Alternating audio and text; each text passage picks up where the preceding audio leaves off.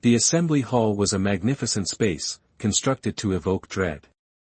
The icy metal walls appeared to vibrate with a strange buzz, like 1,000 alien eyes focused on the holographic center.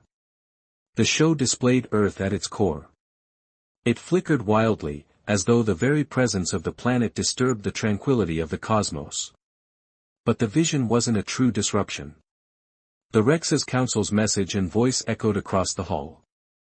The Thean Empire's ruler reiterated, "Since your birth, you have disregarded our requests. We are no longer using threats when speaking. Commander Cross, you've sealed your fate." Commander Evelyn Cross stood unbreakable in poise, her expression intent and focused, showing no sign of the boiling stress beneath her serene exterior. Outside, her eyes were weary but unwavering. She looked straight into the projection. She had encountered worse, galactic annihilation, even that. Then came the voice of the bold leader, Rexus.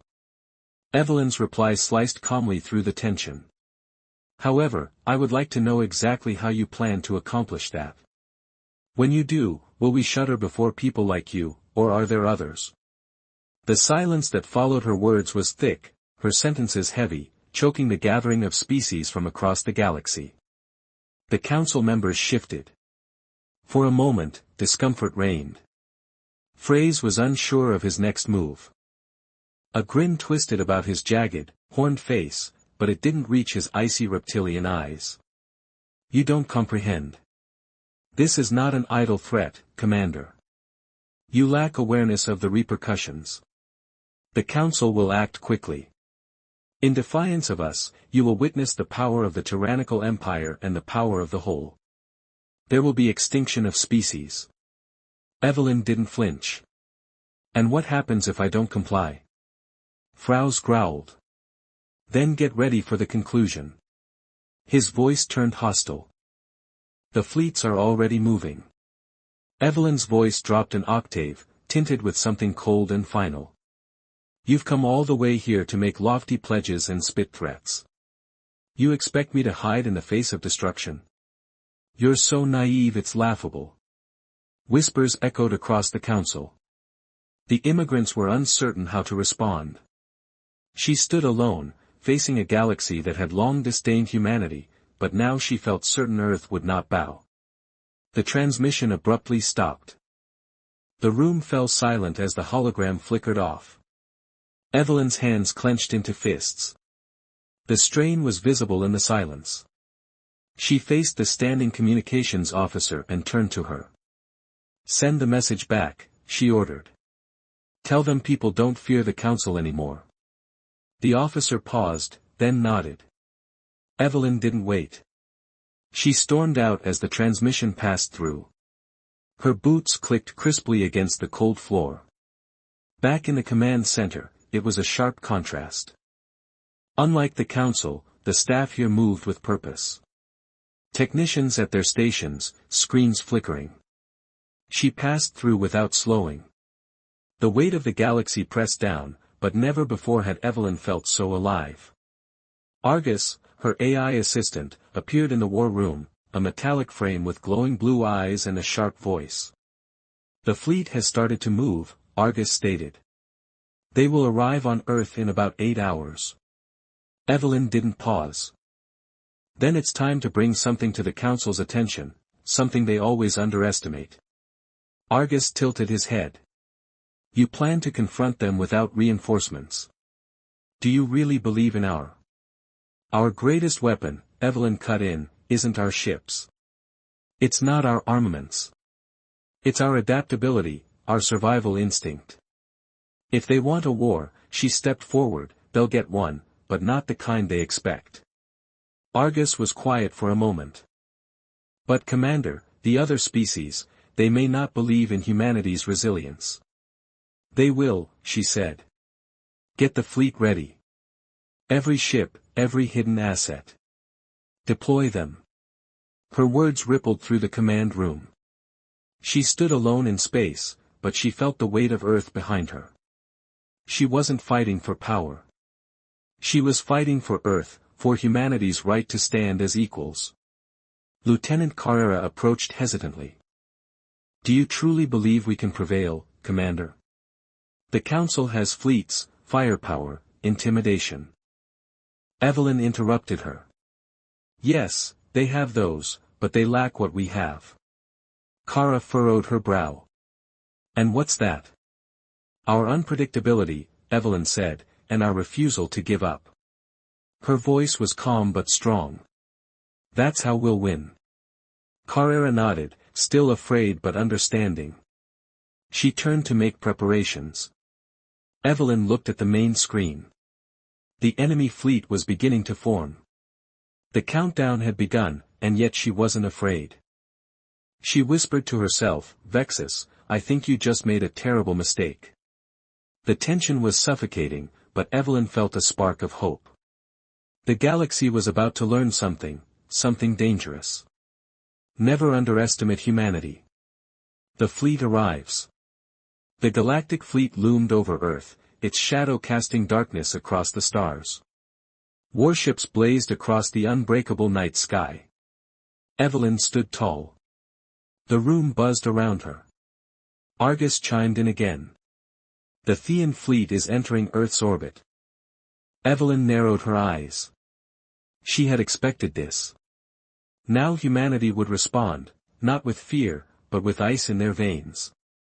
Prime Minister, she said, put me through. The communications officer complied. A holographic figure appeared. Prime Minister Michael Saunders' face showed concern. Is the Thean Navy really that close? He asked. Nearly here, Evelyn replied. They underestimated us, Mike. They think they can scare us into surrendering. Mike frowned. You're too calm. Are you serious? Evelyn's voice didn't waver. Dead serious. They may come, but humanity doesn't surrender. A long silence. Mike's doubt was clear. She continued, we must fight, not just for survival, but for our future. Her voice softened, filled with human determination. I'm giving the order. Mobilize the fleet. We'll meet them head-on. Mike leaned forward, clearly disturbed. For all our sakes, I hope you're right. Evelyn cut the line. There was nothing more to say. The next few hours would determine everything. She gave the order, every ship, every resource.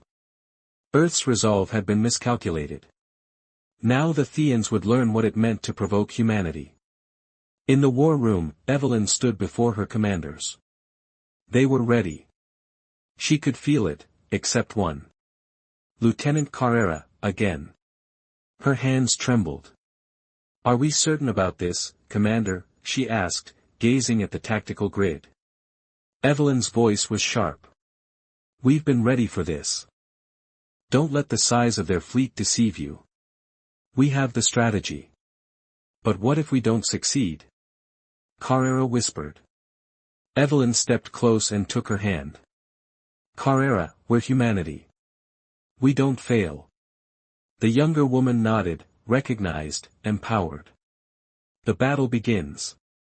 The Thean fleet drew closer, massive black steel leviathans blotting out stars. But Evelyn felt something deeper rising in her. Not fear. Conviction. Earth would not yield. Across cities, silence reigned. People stood, eyes wide, watching news feeds flicker. No one truly knew what was coming. But beneath the earth, in a hidden facility, Dr. Kellen Yates conducted last-minute tests on a weapon that had been hidden for years, a quantum resonance system capable of disrupting any spacecraft's energy field, no matter how advanced. Humanity was ready. The ground rocked in Earth's orbit, but it wasn't the power of their weaponry. It was the overwhelming weight of their presence. The air seemed to tremble beneath their armada's vast expanse, a fleet of terrifying vessels spanning the sky like an unholy curtain. Evelyn Cross stood motionless. Her face was pallid as she gazed at the view screen, but resolutely.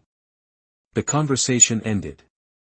The fleet is in position, Commander, came the report, interrupted by the voice of Argus. Tension simmered. The first interceptor wave is activated.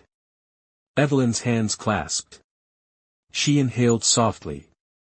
The tension behind her back was palpable, technicians and officers waiting on her next move. She could feel it pressing on her chest. "There's no need to install the second one just yet," she said. She waved forcefully, eyes focused on the holographic map. "We must keep their fighters in check long enough for our heavy artillery to get into position." The space lit up.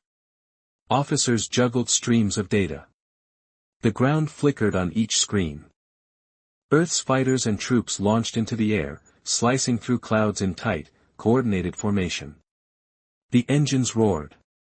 The first conflict broke out in space. Outside the command center, the grandeur of battle unfolded.